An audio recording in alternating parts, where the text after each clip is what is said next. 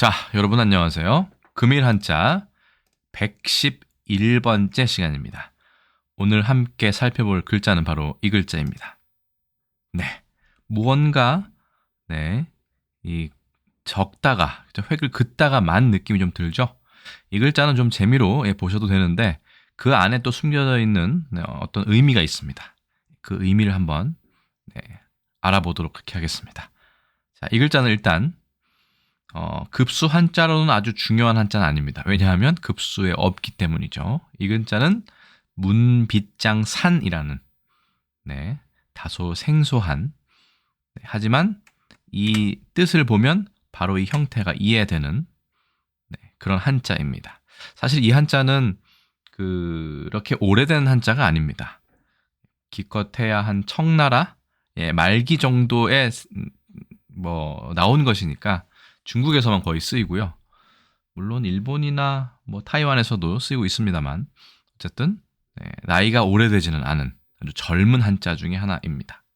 이 글자는 쉽게 말하면 문자의 한 일자로 되어 있는데요. 한 번만 써보겠습니다. 자, 하나, 둘, 셋, 넷, 다섯, 여섯, 일곱, 여덟, 아홉 이렇게 하면 되고요. 참고로 뒤에 말씀드리겠지만 간체자로는 이렇게 씁니다. 하나, 둘, 셋, 넷. 많이 줄어들죠? 그렇게 됩니다. 그래서 문빗장이니까 문을 가로질러서 빗장을 걸어놓은 듯한 그런 모양을 하고 있죠. 자, 이 글자는 당연히 저기에는 없고요. 설문해자에는 없고 강의자전에만 자휘 보에 하나 있습니다. 좀 보충하는 거니까 이것도 상당히 최근에 쓰이기 시작한 한자임을 알 수 있죠. 수환절이다. 그러니까 음은 수환이 되겠네요. 우리나라에는 산으로 되어 있지만 사실은 엄밀히 말하면 수환이 맞을 것 같습니다. 실제로 중국어 발음도 슈안 이렇게 되고요. 이것이 음이다. 마침 이 글자가 이 글자의 동자로 되어 있습니다.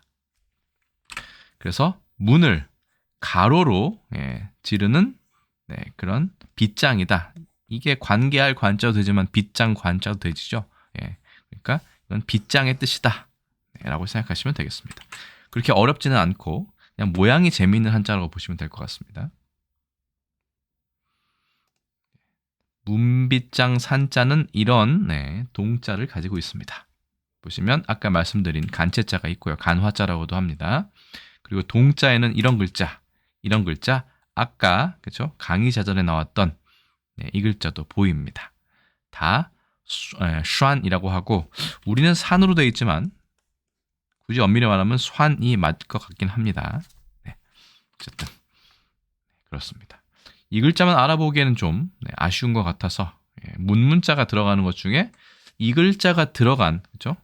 문빗장 산자가 들어간 것 같은 왠지 닮아 있는 글자 세 가지를 보겠습니다. 첫 번째 글자 관계할 관자입니다. 왜냐하면 문을 가로지르는 이런 관이라고 했거든요. 이게 빗장도 되지만 여기에 금문을 보시면 이렇게 무언가 자물쇠 같은 게 있는 것을 볼 수 있고 아예 이거는 이렇게 세로로 이 빗장을 걸어 놓았습니다. 설문해자에 나온다는 전설을 보시면 설문해자는 없지만 이건 있죠. 관계할 관자는 있죠. 설문해자 보시면 이렇게 아예 동그랗게 이게 실사로 나중에 바뀌었어요. 그리고 옆에 이렇게 감투 이렇게 돼 있는데 그거는 중요한 것 같지 않고요. 이거 자체가 그렇죠? 이거 자체가 그냥 문을 걸어놓는 이 부분을 뜻한다고 보시면 되겠습니다. 위에 있는 실사도 사실 실은 아니겠죠. 이렇게 자물쇠가 걸려져 있는 모양으로 보시면 되니까 이것은 관문, 그렇죠? 빗장을 나타냅니다. 특히 예전에는 그 변방을 지키는 그런 큰 문이었죠. 협곡 같은 데다가 문을 세워놓고 외적의 침입을 막는 그런 역할을 했습니다. 그럼 보시면 이 큰 문이라고 생각하시면 됩니다. 일단은 관계할 관자, 일명 빗장 관자의 동자는 이렇게 많이 있습니다. 이 중에 보시면 이 글자도 좀 눈에 띕니다. 왜냐하면 우리가 지금 보고 있는 산자하고 뭔가 닮은 부분이 있기 때문이죠. 네, 이 부분을 잘 기억해 두시고 네, 이 다음 글자를 한번 보겠습니다. 열개자입니다. 사실은 제가 이 문빗장 산자를 처음 보게 된, 처음 인지하게 된 것은 바로 이 열개자였습니다. 열개자의 이 글자가 과연 무슨 뜻인가가 가장 궁금했습니다. 그 중에 어디에서 문빗장 산자에 받들 공자를 넣어서 문을 이렇게 두 손으로 이렇게 여는 것이다. 빗장을 푸는 것이다. 라는 설명이 있었기 때문에 흥미를 가지고 빗장 산자까지 알아보게 된 것이죠. 열개자를 보시면 설문에는 당연히 문빗장 산자는 나오지 않고 이렇게 되어 있습니다. 당기는 것이다. 이거 활시위와도 관련이 있죠. 그렇죠? 왜냐하면 활궁자가 있기 때문이죠. 그리고 문을 따르고 이 글자는 평평할 견자입니다. 좀 생소하시죠? 이렇게 되어 있습니다. 평평한 견자도 뜻으로 작용한다라고 되어 있습니다. 설문해자에는. 견과 개는 크게 발음상에 그건 없기 때문에 이것이 발음 요소라고 보기에는 참 어려울 것 같습니다. 당시의 소전은 이렇게 생겼고요. 허신은 이 글자를 보고 이렇게 해석을 한 겁니다. 당기는 것이다. 문과 견의 의미를 따른다. 평평할 견자는 급수의 한자입니다. 자, 계속해서 보시겠습니다. 자, 설문해자에 또 주석이 있습니다. 보통 단주본이라고 얘기하는데 주석은 이렇게 되어 있습니다. 그렇죠? 이 장이라는 것, 당긴다는 것은 활을 시위에 얻는 것이다. 이 설치하는 것, 베풀 시자니까 활을 시위에 얻는 것이다. 활을요. 그러면 문을 여는 것과 그것은 활을 당기는 것과 같다. 활 시위를 당기는 것 같고 문을 폐자도 있죠. 이것도 뒤에 보시겠습니다. 닫는다는 것은 활 시위를 이렇게 느슨하게 풀어놓는 것과 같다. 라고 되어 있습니다. 그렇기 때문에 활궁자가 들어간 이 당긴다란 말을 쓴 것이다 라고 주석을 달아놓고 있습니다. 그것도 그렇지만 제가 본 것은 이것보다는 문빗장, 물론 시간적으로는 역행하는 게 되겠지만 문빗장 산자에 받들 공을 넣어서 열개자가 되지 않았을까 라고 생각할 수 있지만 시간적으로는 서로 격차가 너무나 거꾸로 뒤집혀져 있기 때문에 이런 해석은 어떻게 보면 상당히 말도 안 되는 것이죠. 어쨌든 이 열개자는 저는 문빗장 산자에서 그 힌트를 찾았는데 아쉽게도 문빗장 산자는 상당히 젊은 오래되지 않은 한자이기 때문에 이 방법은 유효하지 않다고 하겠습니다. 오히려 설문해자와 설문해자 주의 풀이를 보는 것이 가장 정확하겠죠. 자, 보시면 설문해자는 아까 그 열개자 보시면 이 대서본이 있고 물론 소서본도 있습니다. 단주본이 있습니다. 보통 이것을 주석이라고 해가지고 표시를 하고 있는데 문빗장 산자만 알아보기에는 이번 콘텐츠는 너무 부실할 수 있기 때문에 설문해자에 대해서도 간략하게 제가 조사한 정도만 설명을 드리도록 하겠습니다. 자, 설문해자라는 것은 총 2종의 전본이 있습니다. 전해지는 판본이 있는데 이것은 바로 남당시기, 이게 그 중국의 당나라 죄송합니다. 당나라 다음 그리고 송나라 전에 5대 10국이라고 있었습니다. 그 시기에 거의 마지막 시기라고 보시면 돼요. 남당 시기에 서계라는 사람이 교정을 한 설문해자 계전이라는 것이 있는데 이게 최초에 지금까지 남아있는, 원래는 그전엔 판본이 있었겠지만 지금까지 전해지지 않고 있고요. 물론 당사본이 있긴 합니다만 그것은 완벽한 판본이 아니기 때문에 지금 학계에서는 그것을 인정하고 있지 않는 것 같습니다. 그래서 지금까지 전해 내려오는 판본 중에는 가장 오래된 것이 바로 이 남당 시기 서계가 교정한 설문해자 개전이라고 합니다. 총 40권인데 이게 너무 길죠. 그래서 좀 뒤에 이것을 줄여서 얘기하게 됩니다. 또 하나의 전보는 바로 이것입니다.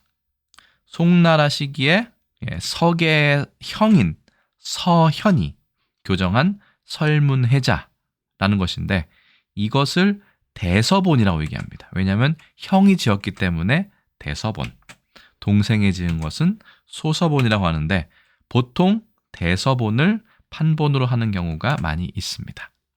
그렇죠? 아까도 그래서 대서본을 소개를 해드렸었는데, 자, 재밌는 거는 두 사람의 나이 차가 보니까 3살 차이 나는데, 아쉽게도 안타깝게도 동생이 훨씬 일찍 세상을 떴습니다.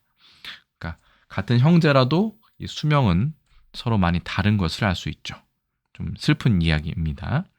그렇고 나중에 형이 그렇죠? 송나라 시기에 이걸 교정의 설문해자라고 하는 판본을 만들었는데 이것도 주석서라고 볼 수 있어요. 그런데 이게 훨씬 더 각광을 받고 있는 셈이죠. 동생이 먼저 지은 것보다는요.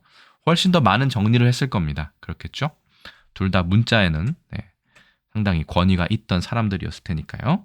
그래서 동생이 서계가 지은 것을 소서본, 서시죠. 그 다음에 형이 지은 것을 대서본이라고 하는데 주로 요즘에 그렇죠? 설문해자에서 많이 인용하는 것은 이 대서본이 주를 이룹니다. 주석서도 있는데 아까 잠깐 설명을 드린 바가 있습니다. 청나라 때 단옥제, 청나라식의 단옥제라는 사람이 36년 만에 완성한 설문해자 주입니다. 이것은 그 전에 좀 불완전한 모습으로 책의 이름이 바뀌기도 하였는데 최종적으로는 설문해자 주라고 해서 보통 주석이라고 달린 것은 청나라 단옥제의 설문해자 주라 보시면 되겠습니다. 줄여서 단주본이라고 일컫습니다. 주로.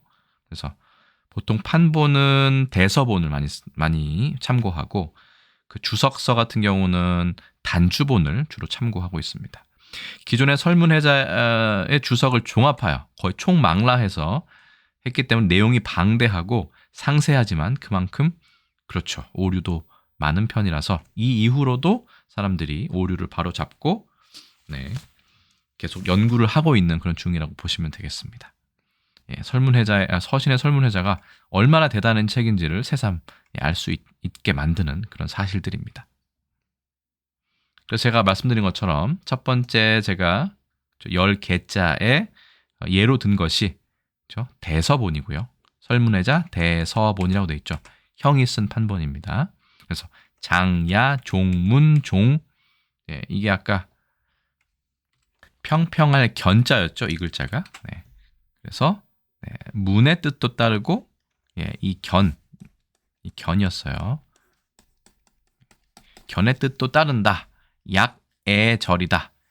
약과 애와 맞죠? 약애절. 그래서 약이 아니군요. 고애절입니다. 죄송합니다. 잘 안 보여가지고 기억을 따르고 애니까 개를 따라서 개라고 읽는다까지 한 것이 설문해자의 대서본입니다. 주석은 많지 않고 옛날의 고문은 이렇게 생겼다. 이것도 재밌어요. 이렇게 돼서 손이 이렇게 2개 들어간 걸 볼 수 있습니다. 그래서 제가 빗장 이 산자를 이렇게 말씀드린 거예요. 이렇게. 이게 10개자랑 비슷하지 않습니까? 개인적으로 그렇게 생각을 했습니다. 자, 상당히 이 글자도 재미있어서 제가 가져왔습니다. 그리고 옆에 보시면 단주본이 있죠. 설문의 단주본. 이건 청나라 때 단옥제라는 학자가 주석을 단 것인데 거의 지금까지의 그 모든 주석을 총망을 하고 본인의 또 추가 의견도 넣었기 때문에 거의 주석서 중에는 가장 권위 있는 주석서라고 보시면 될 것 같습니다. 그렇죠? 그래서 둘의 설명이 좀 다를 수 있어요. 주석이 있기 때문에. 그렇죠? 여기서 같은 경우는 10개자를 문의 뜻을 따르고 이 견자는 소리라고 되어 있습니다. 이것도 상당히 재밌죠. 이 사람은 이걸 소리에 이 아래에 있는 이 부분을 소리의 요소로 본 것이에요. 상당히 재미있는 부분입니다. 저도 뭐 이쪽엔 전공을 하고 있지 않기 때문에 자세히는 모르지만 제가 조사한 거는 대략 이렇습니다. 그래서 앞으로 제가 설문회자의 판본을 참고하는 것은 주로 대서본일 것이고 주석을 인용하는 것이 있다면 물론 당연히 강의자전에 있는 설명도 인용하겠지만 이 단주본을 주로 참고할 예정으로 있습니다. 판본에 대해서 알아보았고요. 다들 패자에 대해서도 그죠? 10개자에 반대되는 다들 패자에 대해서 알아보면 저도 항상 이게 헷갈렸습니다. 왜 이 아래에 이렇게 그죠? 재능할 때 제주 제자가 들어가 있는가? 이게 상당히 헷갈렸었는데 네. 소전체를 보시면 갑골문은 이렇게 생겼다고 하지만 이거는 좀 명확한 근거가 없기 때문에 그냥 참고만 하시라고 놔뒀고 이 설문회자에 나오는 소전을 보시면 좀 문제가 풀리죠. 이렇게 무언가 빗장을 걸어놓은 듯한 모습이 이렇게 바뀌었다라고 보시면 되겠습니다. 그 전에 있는 근문을 보시면 더 확실합니다. 이렇게 이게 사실은 어떻게 보면 빗장, 문빗장 산이라고 말씀드렸는데 거기에다가 이렇게 하나를 더 자물쇠를 해서 확실히 닫아놓은 모습이에요. 그렇죠? 문에다가 빗장에다가 또 하나의 빗장을 걸어놓은 것이죠. 교차로. 또 기타에 보시면 이렇게 생긴 것도 있는데 뭐 이것도 재미있는 글자체입니다. 어디서 나온 글자는 잘 모르겠습니다. 소전인지 아니면 근문인지는 알 수 없지만 이렇게 생겨서 지금의 이런 모양이 됐다라고 생각하시면 될 것 같습니다. 다들 패자다. 그래서 간체자는 이렇게 되어 있습니다. 재미있는 부분은 소우자도 보이고요. 낫오자도 보입니다. 중요한 것은 그러니까 무언가 이렇게 빗장을 걸어놓은 게 중요한 것이죠. 이런 안에 있는 글자가 중요한 것이 아니라요. 그렇죠? 아래 하자도 들어가 있는데 어쨌든 자물쇠를 이렇게 닫아놓은 것인데 이게 뭐 이렇게 돼서 지금의 이 모양이 됐다. 이 모양이 가니까 좀 우습긴 한데요. 어쨌든 그렇습니다. 10개자와 다들 패자 그리고 문빗장 산자의 관계까지 한번 제가 알아보았습니다. 자, 다들 패자 아까 말씀드린 이런 것들이고요. 그래서 문빗장 산 10개 다들 패자를 보시면 공통적으로 이 부분이 들어있다는 말씀이죠. 그래서 비록 이 글자가 청나라 때 쓰이기 시작했지만 혹시라도 그 전에 있던 글자였다면 이런 글자를 만드는데 기여를 했을 거라고 생각합니다만 그것은 제 추측이고 문헌적으로는 전혀 근거가 없는 이야기이기 때문에 그냥 이번 시간에는 이런 글자도 있구나. 실제로 지금의 중국에서 쓰고 있구나. 청나라 이후로 그렇게 보시면 되겠습니다. 문빗장의 뜻입니다. 자, 문빗장 산자 같은 경우는 일단 한중일 삼국에서 모두 쓰이고 있는 우리나라는 거의 쓰이지 않지만요. 글자로 보시면 되고 중국어로는 아까 말씀드린 슈안이라고 하고 이렇게 간체자로 쓰는 경우가 많고요. 타이완, 홍콩, 마카오에서는 슈안 발음은 타이완 발음 기준으로 똑같습니다. 일본에서도 산이라고 되어 있고 훈독으로 특히 칸누키라고 해서 이걸 빗장이라고 빗장 관자를 쓰지 않고 이걸 빗장이라고 쓰고 있었습니다. 장군목이라는 말도 있네요. 타이완에 보시면 이 슈안샨 이래서 그죠? 우리는 산선인가요? 이런 산산 이런 산 이름도 있습니다. 참고하시면 될 것 같고요. 그리고 일본의 그 청주 중에 보통 사케라고 얘기하죠. 이런 것도 있어서 제가 재미있어서 가져왔습니다. 이름은 산이라고 안 하고 칸누키 아까 훈독이었죠. 이게 있는데 잘 보시면 이 일본의 사케를 보시면 보통 청주를 얘기하는데 우리는 정종이라고도 하죠. 마사무네를 그대로 한자로 얘기하는 정종이라고도 얘기하는데 예전부터 좀 궁금했습니다. 여기 말한 이 순미가 무슨 뜻인가? 그래서 찾아보았습니다. 처음에 있는 순미라는 것은 준마이라고 합니다. 혹시 일본의 청주를 좋아하시는 분은 준마이라는 이 명칭에 대해서 들어보신 적이 있을 거예요. 이거는 순미이기 때문에 대용품이 아닌 진짜 쌀, 그렇죠? 청주 맛술, 식초 등을 양조할 때 알코올을 첨가하지 않고 쌀과 쌀 누룩만으로 순수한 쌀만 이용해서 만든 술을 준마이라고 얘기합니다. 알코올을 억지로 넣은 것은 조금 더 가치가 떨어지는 거겠죠. 그래서 순미를 일본어로 준마이라고 얘기합니다. 여기 조그맣게 써 있습니다. 준마이. 근데 옆에 보시면 이런 말도 있어요. 긴조라는 게 있습니다. 긴조슈 돼 있는데 긴조라는 거는 양이라고 보시면 되겠죠. 청주 품질의 하나고 60% 이하로 정미를 했다. 정미를 꽤 많이 한 거죠. 긴조 60%면 상당히 많이 깎아낸 그렇죠? 그런 쌀을 말합니다. 그만큼 떫은 맛이 덜하다고 얘기해요. 저온에서 발효시켜 빚은 청주다. 얘보다 조금 더 고급이 나이긴조라고 얘기합니다. 나이긴조. 큰 대자를 넣어서 이건 정미율이 50% 이하, 반 이하를 깎아냈다는 얘기죠. 상당한 손실이 있었겠지만 맛이 상당히 좋기 때문에 이게 가장 비싼 술입니다. 그리고 이 긴조보다 조금 더 싼 술은 혼조조라고 해서 본, 양이라고 합니다. 이건 정미율이 30% 이하, 한 70%를 남겨놨다는 얘기죠.